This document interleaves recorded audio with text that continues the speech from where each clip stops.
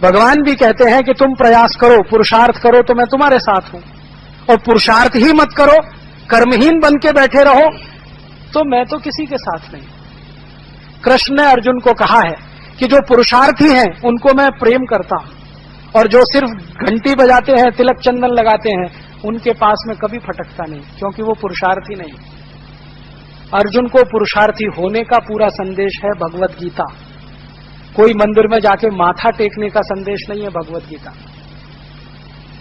अर्जुन कर्महीन हो रहा है, कमजोर हो रहा है, ताकत कम होती जा रही है, मन में भय बैठ रहा है, क्या करूं, कैसे करूं, ये सब मेरे हैं, प्रियजन है, कैसे लड़ूं। तो कृष्ण ने भगवत गीता सुनाई है, और वो पुरुषार्थी बनने के लिए सुनाई। रामचंद्र जी की कहानी हम पढ़े, राम की कथा पुरुषार्थी होने की कथा है। पूरा का पूरा उनका जीवन एक ही संदेश देता है, पुरुषार्थी बनो। अगर राम ने ये सोच लिया होता मैं तो अयोध्या से अकेला जा रहा हूं, मेरे साथ तो एक पत्नी है और आधा मेरा भाई है लक्ष्मण, मैं कैसे लड़ूंगा रावण से, तो वो तो निकले ही नहीं होते घर से कभी।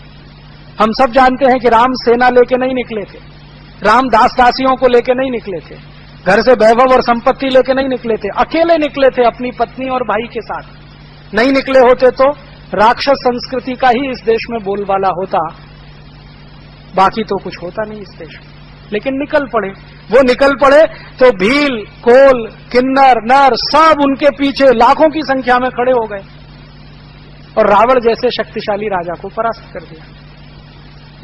तो दुनिया में कोई भी आदमी कोई काम करता है तो अकेला ही निकलता है। तो आप ये मत सोचिए कि मैं अकेला हूं, मैं क्या कर सकता हूं। अकेला आदमी तो बहुत कुछ करता है, संकल्प होना चाहिए। तो मुझे लगता है कि आजादी के स्वदेशी आंदोलन के 100वें वर्ष पर, वंदे मातरम आंदोलन के शताब्दी वर्ष पर कुछ तो संकल्प करें अपने मन में, और इतना ही संकल्प करें कि हम भारत को भारतीयता की तरफ ले जाने के लिए जीवन भर प्रयास करेंगे। सफल हो या ना हो ये दूसरी बात है, प्रयास हम करेंगे। क्योंकि कृष्ण ने हमें कहा है कि तुम चिंता मत करो, फल की चिंता तुम करने के अधिकारी नहीं हो, तुम काम करो, प्रयास करो, फल मिले ना मिले, मा फलेषु कदाचन। तो हम प्रयास करें, पूरी ईमानदारी से करें, कर्मठता से करें, निष्ठा से करें, तो शायद आने वाले 3 साल, 5 साल, 10 साल में ये देश भारतीयता की तरफ लौट सकता है, समाज भारतीयता की तरफ लौट सकता है। और नहीं करेंगे तो जो पीढ़ी जवान हो रही है ना, ये आपकी आंखों के सामने ही इस देश को खड्डे में ले जाके डालने वाली है, आपके देखते देखते। क्योंकि ये जो नई पीढ़ी आ रही है ना, इसको भारतीयता का संस्कार तो मिल नहीं पा रहा है, क्योंकि कॉन्वेंट में पढ़कर निकल रही है, तो संस्कार तो यूरोपियन है, तो वो भारत को तो पहचानते भी नहीं है, जानते भी नहीं है। अगर जानते और पहचानते होते तो अपने दादाजी को पूछते, would you be my Valentine. वो तो ये कहते कि भाई हम तो रक्षाबंधन मनाएंगे हमारे कॉलेज में, हम ये वैलेंटाइन डे नहीं मनाएंगे। अगर जानते बूझते समझते तो, अगर हमारी युवा पीढ़ी जानती बूझती समझती तो अब कॉलेजेस में फैशन परेड होने लगी है, यूनिवर्सिटीज में फैशन परेड होने लगी है।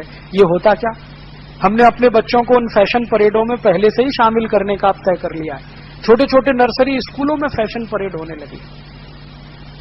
यूरोप में शरीर का आनंद ही सब कुछ है, इसलिए शरीर और यौनिकता के आसपास सब कुछ घूमता है वहां पर। भारत में शरीर का आनंद कुछ भी नहीं है। तो हम तय करें जाना किधर है, और ये मेरे लिए और आप सबके लिए बहुत सही समय है कि अब हम देश के बारे में चिंतन करें। चिंता कम करें, चिंतन ज्यादा करें। ज्यादा लोग चिंता से ग्रसित हैं, हाय क्या होगा, हाय क्या होगा। चिंता छोड़िए, चिंतन करिए, रास्ते निकलेंगे उसमें। तो आज भारत और यूरोप का चिंतन मैंने आपके बीच में इसलिए रखा कि हम तय करें हमें जाना किधर है। अगर हम भारत और भारतीयता की तरफ जाना चाहते हैं तो ये मान लें कि हर देश की सभ्यता उसकी भौगोलिक परिस्थिति के हिसाब से तय होती है। भारत एक गर्म देश है या समशीतोष्ण जलवायु का देश है, तो यहाँ की सभ्यता में हर वो चीज होगी जो प्रकृति से संबंधित है। यूरोप ठंडा देश है, उस ठंडे देश की सभ्यता में जो कुछ भी होगा वो उनकी प्रकृति से जुड़ा हुआ होगा। अब वहां से कुछ आया है और हमने बिना सोचे समझे उसकी नकल कर लिया तो हमको ही नुकसान करेगा, उनको नहीं करेगा।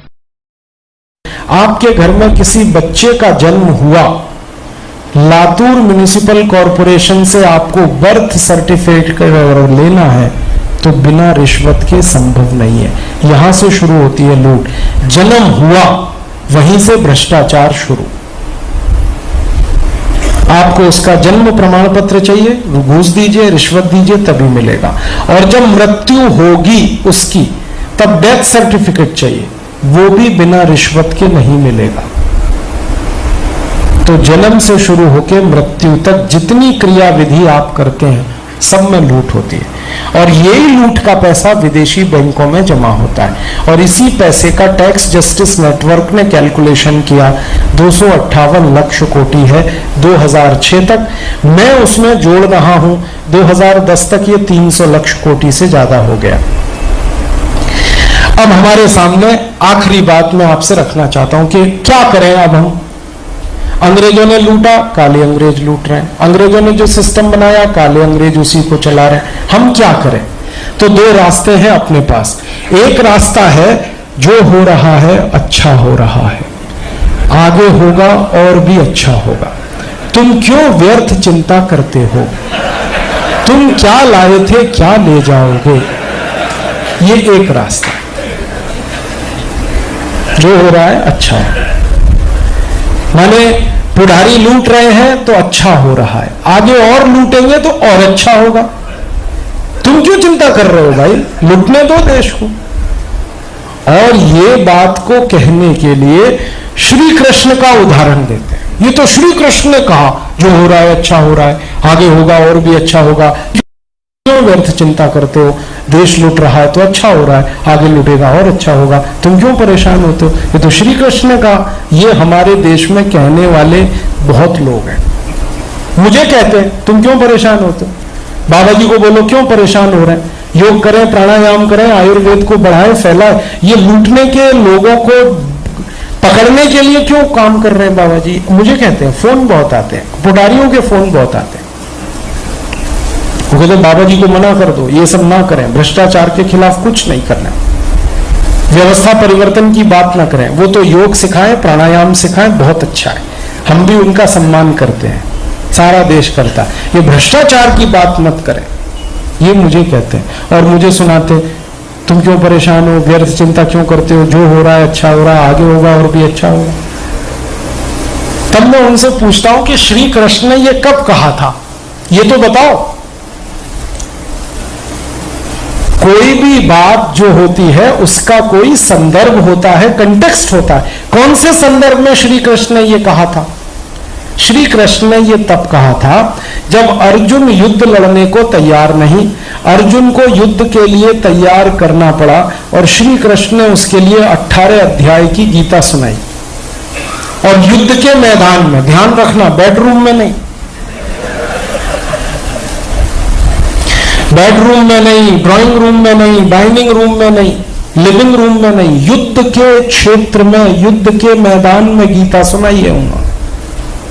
माने गीता लड़त करने की पुस्तक है, ड्राइंग रूम में बैठने वाली और पढ़ने वाली पुस्तक नहीं है, क्रांति वाली पुस्तक है। और श्री कृष्ण अर्जुन को तैयार कर रहे हैं, बार बार उदाहरण दे रहे हैं, बार बार कह रहे हैं। अर्जुन एक ही बात कह रहा है, मैं कैसे मारूं, ये सब मेरे भाई बांधव हैं। तो कृष्ण कह रहे हैं ये तेरे भाई बांधव नहीं, ये अधर्मी है, विधर्मी है, इनको मारना तेरा धर्म है, तेरा कर्तव्य है। और फिर एकदम से अर्जुन तैयार होता है, और अर्जुन तैयार होता है तो युद्ध लड़ता है। और युद्ध के मैदान में अर्जुन जब तीर चलाता है, बाण चलाता है, तो कौरव मर रहे हैं उससे। तब श्री कृष्ण ने कहा जो हो रहा है अच्छा हो रहा है,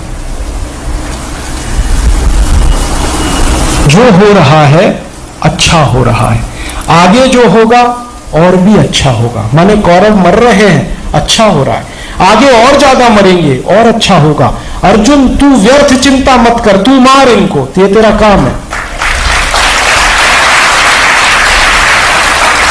ये उस समय कहा श्री कृष्ण। अर्जुन ने उत्साह पैदा करने के, अर्जुन ने पुरुषार्थ पैदा करने के लिए श्री कृष्ण ने यह स्टेटमेंट दिया था। अब हमारे जो आज के लूटखोर पुढ़ारी हैं वो संदर्भ हटाकर ये बात हमको समझाते रहते हैं। और मैंने देखा है घरों में कैलेंडर टांग रखा है इसको, जो हो रहा है अच्छा हो रहा है, आगे होगा और भी अच्छा। कैलेंडर, संदर्भ नहीं है उसमें, सीधे एक ही स्टेटमेंट है, जो हो रहा है अच्छा हो रहा है, आगे होगा और भी अच्छा। हर आदमी कायर हो जाए, नपुंसक हो जाए, नकारा हो जाए, उसके लिए ये कैलेंडर छपाया जा रहा है, घर घर में बांटा जा रहा है। ये कोई सामान्य बात नहीं है, ये कैलेंडर का घर घर में पहुंचना। कोई भी अर्जुन ना बनने पाए, इसकी साजिश है ये कैलेंडर। और धर्म के नाम पर हो रहा है, ये ध्यान देना। और इसको बांटने वाले वही लोग हैं जो लूटने में पूरी ताकत से लगे हुए। वो नहीं चाहते कि ये लूट का सिस्टम बदले। तो हमारे सामने एक रास्ता तो ये है कि हम भी कायर हो जाएं, नपुंसक हो जाएं, नकारे लगे, जो हो रहा है अच्छा हो रहा है। ये तो एक रास्ता।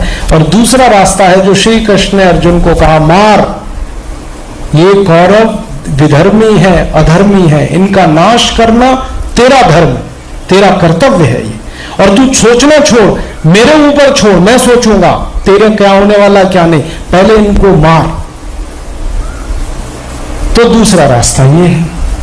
अब हमको तो ये दूसरा रास्ता पसंद आया, जो श्री कृष्ण ने अर्जुन को उत्साह देने के लिए, पुरुषार्थ देने के लिए